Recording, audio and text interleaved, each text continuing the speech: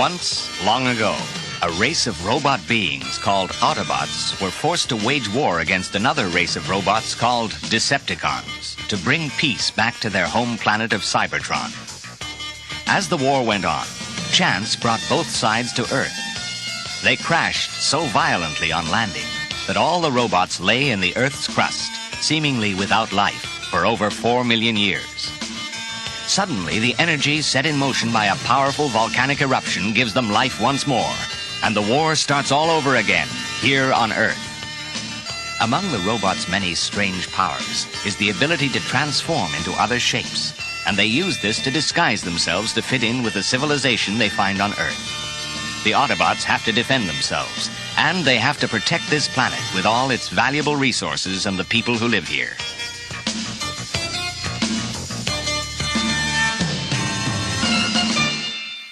Leaders come and go.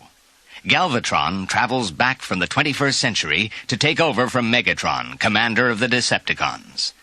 Then, the strange disappearance of Optimus Prime leaves the Autobots without a leader, and Ultra Magnus arrives from Cybertron to take his place as the Autobots' new commander. And so the fight goes on, both now and far into the future, on different time levels. The Transformers. Decepticon Hideout.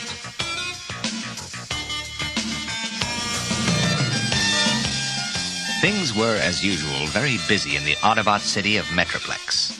The robots from Cybertron never stopped in the improving and overhauling of their defense systems. It was some time since Decepticons had been reported in the vicinity, but the Autobot commander, Ultra Magnus, issued orders that a constant watch be kept.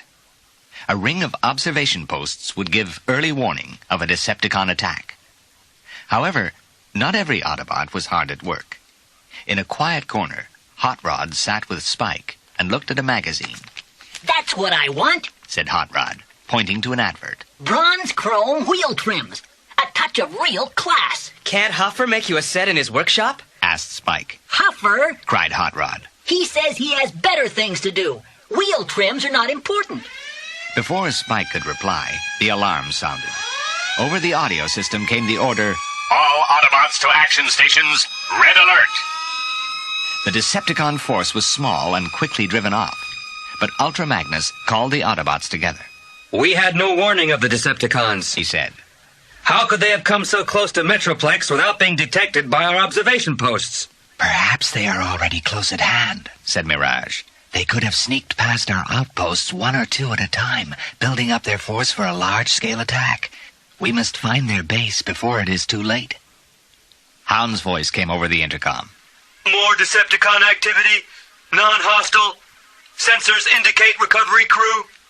"Here is our chance," said Ultra Magnus. "Bumblebee, locate the Decepticon recovery crew and follow them. They will show us where their base is." Bumblebee quickly changed to his Volkswagen shape. He had only gone a short way from Metroplex when he saw Spike standing by the roadside. "Please take me with you," said Spike. "Jump in," said Bumblebee. The Decepticon recovery crew traveled on Onslaught in his vehicle shape. A canvas cover hid the laser cannons and also hid the damaged Brawl, knocked out in the attack on Metroplex. Bumblebee kept on the trail of Onslaught, who looked like any ordinary large truck with a heavy load. On the outskirts of a town, the Decepticon swung off the main road. A few moments later, Bumblebee reached the same place. There was a branch road and a sign which read, "Industrial Estate." Spike got out. He could see large buildings, tall chimneys, and cooling towers. There were cranes working on a new building of some sort beside an old one in the process of being demolished. More important, there were many large trucks and several cars moving on the roads inside the estate. It was a perfect hiding place for the Decepticons, and Onslaught would pass unnoticed. "Let's take a closer look," said Spike. The Volkswagen drove into the estate and along the road between yards, workshops, and offices. Close by the new factory building was a tall brick workshop. The big doors looked large enough for the tallest Decepticon. "I'd like to get nearer," said Spike. "No," said Bumblebee. "I'm the spy. You go and sit in the sun while I get on with my job." Bumblebee transformed to his robot shape and made his way carefully towards the brick building. The tall doors stood slightly ajar. Bumblebee peered round them to find that the inside of the building was brightly lit. Large pieces of machinery covered most of the floor, and from the far end came the sounds of movement and voices. Near Bumblebee, a ladder led to an overhead crane, and the small Autobot pulled himself up for a better look. He saw a crowd of Decepticons busy at work on the damaged Brawl, and in charge was the Decepticon city commander himself, Galvatron. Bumblebee had seen enough. He crept back to the open door and stopped. A Decepticon was coming straight up the workshop towards him. Bumblebee moved as quietly as he could, but just as he came out into the open air, he knocked against a pile of empty oil drums. With a crash and a clatter, they fell over. Bumblebee fled with the Decepticon hard on his heels. It was Swindle, and he transformed instantly to his Jeep shape and came fast after Bumblebee. Bumblebee left the road and cut through piles of rubbish and broken machinery where Swindle could not follow. On the road once more, he transformed to his Volkswagen shape and roared off before Swindle could catch him. Just as the Jeep appeared in his rearview mirror, Bumblebee saw a yard with hundreds of cars parked among buildings and machinery. In a flash, he was off the road and tucked away at the back, between a rusty Ford and a battered Citroën. Swindle drove to and fro, hunting for him, but at last he gave up and went away. Spike sat on a box for a few minutes after Bumblebee had left him to explore the brick building. Then he decided to have a look around. There was an interesting-looking place some distance away. Spike walked over. A sign over the gate said, "Auto Wreckers, Scrap and Spare Parts." Suddenly, Spike remembered Hot Rod's remark about wanting bronze chrome wheel trims. This might be just the place. Spike picked his way to what looked like an office building. The noise was deafening as a giant crushing plant took old car bodies, squeezed them into fragments, and slid them out as solid blocks of scrap metal. The office was a wooden building. On a door was written, A. McNulty, Manager. Spike knocked on the door and went in. A man looked up from a desk. What do you want, kid? He said. I'm looking for a set of bronze chrome wheel trims. Said Spike. What size? Said Mr. McNulty. Oh, I'm afraid I don't know. Said Spike. They're for a friend. It's a surprise. Mr. McNulty led Spike through into a large shed. It was piled high with car lamps, door handles, windscreens, and wheel trims. After a spot of rummaging, the manager said, I thought I had a set of bronze chrome right here. He began to pull at a large box at the foot of a pile of bits and pieces that reached right to the ceiling. Spike watched for a moment. Then a movement caught his eye. The pile was beginning to move. Mr. McNulty! Shouted Spike warningly, but the manager was too busy to hear as he wrestled with the box. Desperately, Spike threw himself at the man. They fell in a heap and rolled together across the floor of the shed as the whole stack of car parts crashed to the floor. The two sat up in a cloud of dust. Broken crates and heavy pieces of metal lay everywhere. Mr. McNulty held out his hand. I reckon you saved me from getting hurt, He said. He picked up a set of bronze chrome wheel trims. Take these, kid. No charge. If they don't fit, your friend can bring them back. Spike went back out into the yard, carrying the wheel trims for Hot Rod. Now, where was Bumblebee? The Volkswagen was so well hidden that it was quite a long time before Spike found him. He was parked behind some other cars at the far end of the yard. And even though he was dusty from being chased by Swindle, he still looked pretty new. The other cars looked wrecks. They are wrecks. Spike suddenly exclaimed to himself. He began to hurry towards the Volkswagen, then stopped. The car next to Bumblebee was rising into the air. It had been picked up by an electromagnet suspended from a crane. The crane swung round, paused, and the car dropped into the jaws of the crushing plant. Bumblebee was next, and he didn't seem to have noticed. The little Volkswagen was deep in thought. Spike ran as fast as he could, shouting to Bumblebee, but his voice was drowned in the noise from the machinery. The magnet was already poised over Bumblebee when Spike reached the crane. He shouted again, this time at the operator. Then he jumped up into the cab beside the startled man. The phone! He shouted. You're wanted on the phone! In the office! Mr. McNulty sent me! The man frowned. Then he shrugged, switched off the power, and headed for the office. A surprised Bumblebee said, Ah, there you are. I was just running some checks. As Spike leapt in. He hadn't even realized he was in danger. A moment later, they were making all speed back to Metroplex. On the way back, Bumblebee dropped Spike off before he reached Metroplex. Then he made his report to Ultra Magnus. The Decepticons are cunning, said Ultra Magnus. They must have managed to sneak through our spy screen 1 or 2 at a time over many weeks. And they have been able to work unnoticed to build a base within striking range of us without being spotted. That base must be destroyed. But there are Earth people working close by, said Bumblebee.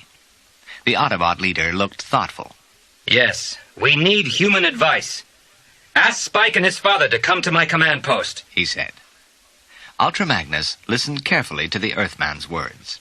Your strike force must be as large as possible. It must get close to the Decepticons before attacking, and it must interfere as little as possible with Earth activities. I suggest that the Autobots copy the Decepticons and go in gradually, undercover. They can set up a base in one of the derelict buildings. The complex will be closed for holidays soon. Attack then, and there will be no Earth people around to get hurt.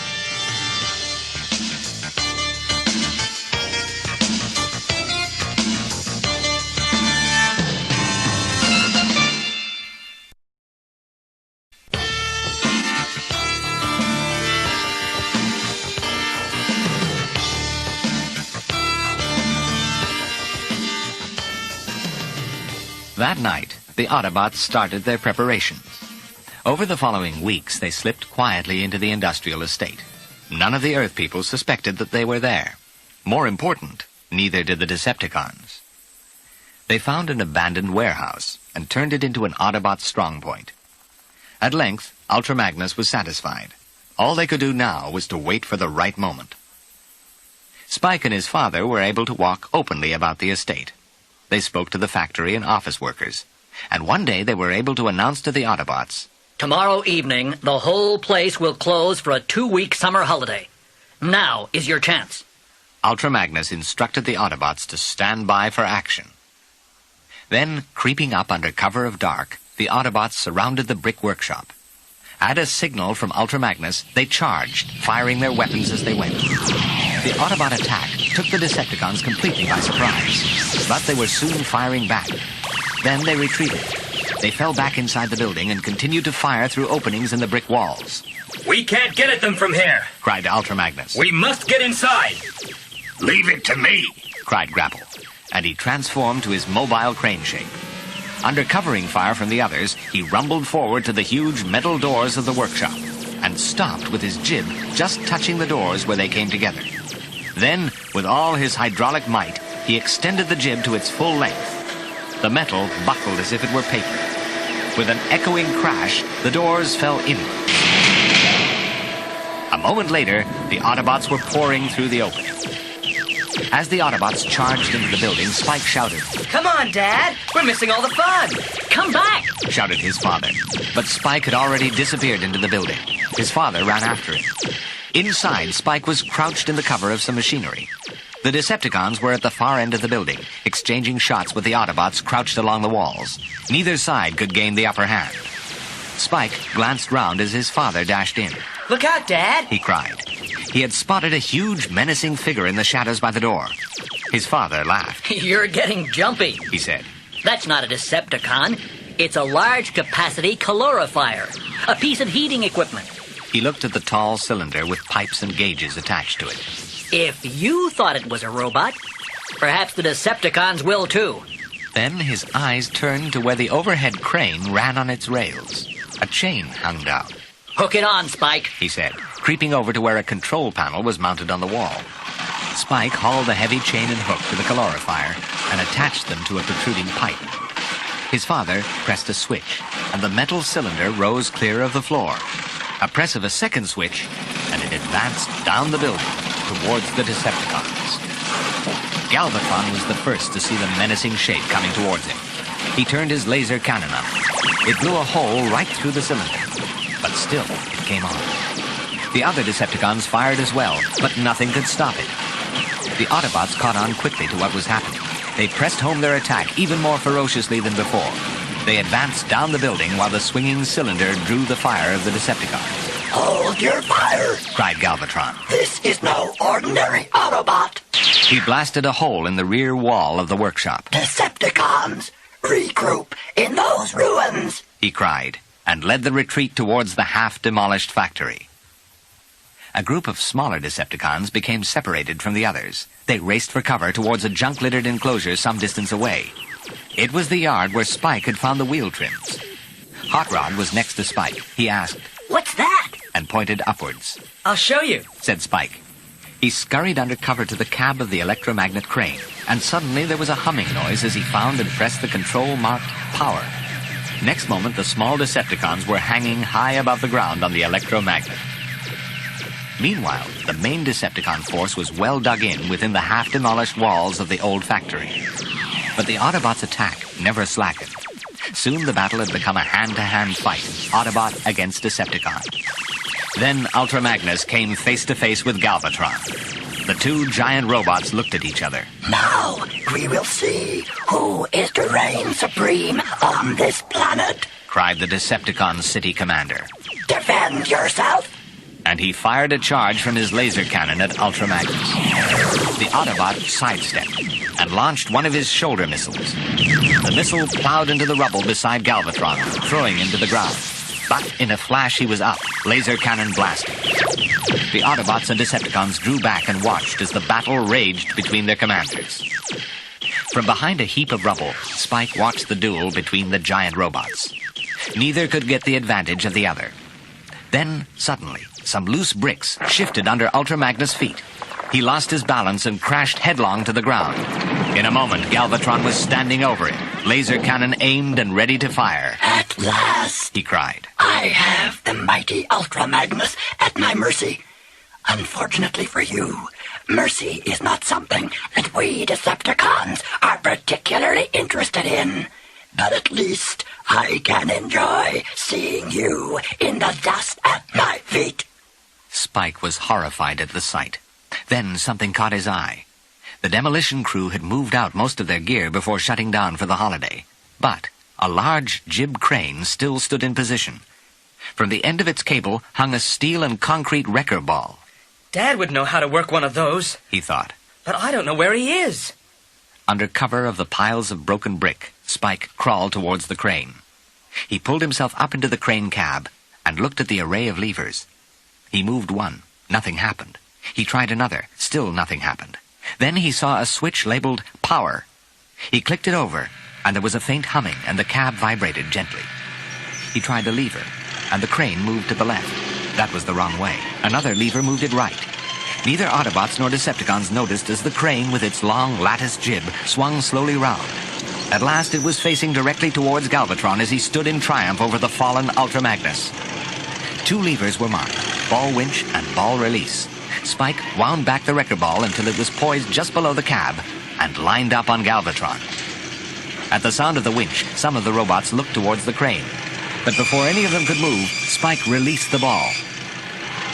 With a crash and a shower of sparks, the massive steel and concrete ball struck the Decepticons squarely in the chest. As the Decepticons rushed to the aid of their fallen commander, Spike was already rewinding the ball. This time it struck Galvatron a glancing blow as they helped him to his feet. It bounced off him and swung in a circle, piling Decepticons in a heap. The Decepticons turned to this new attacker. Just time for one more, Said Spike to himself. He let the ball go once more, but this time the Decepticons were ready for it. It passed harmlessly over their heads as they ducked, but did what it was intended to do. It hit the wall behind them. The wall shook at the impact. Cracks ran over its surface. Out, everyone! Cried Ultra Magnus. The Autobots retreated from the collapsing building just in time as the Decepticons vanished under an avalanche of bricks and dust.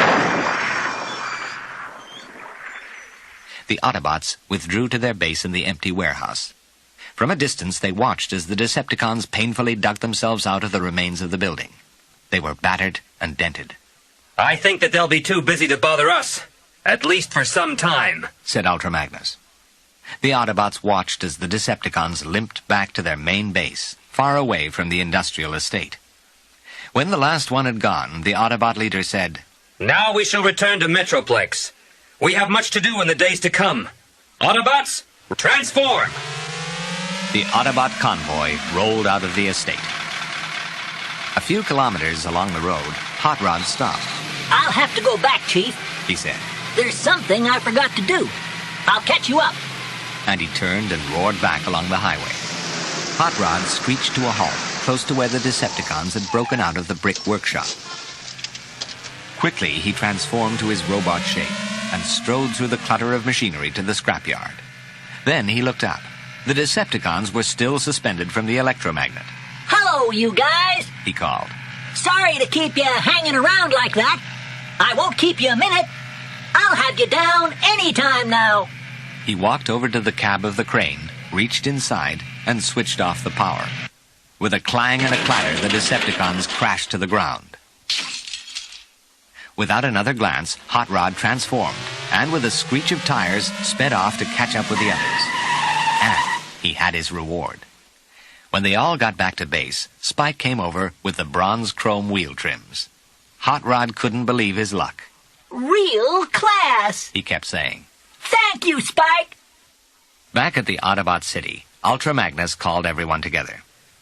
This has been a warning to us that we can never be too careful in dealing with the Decepticons. And we are lucky to have Earth friends like Spike and his father as our allies.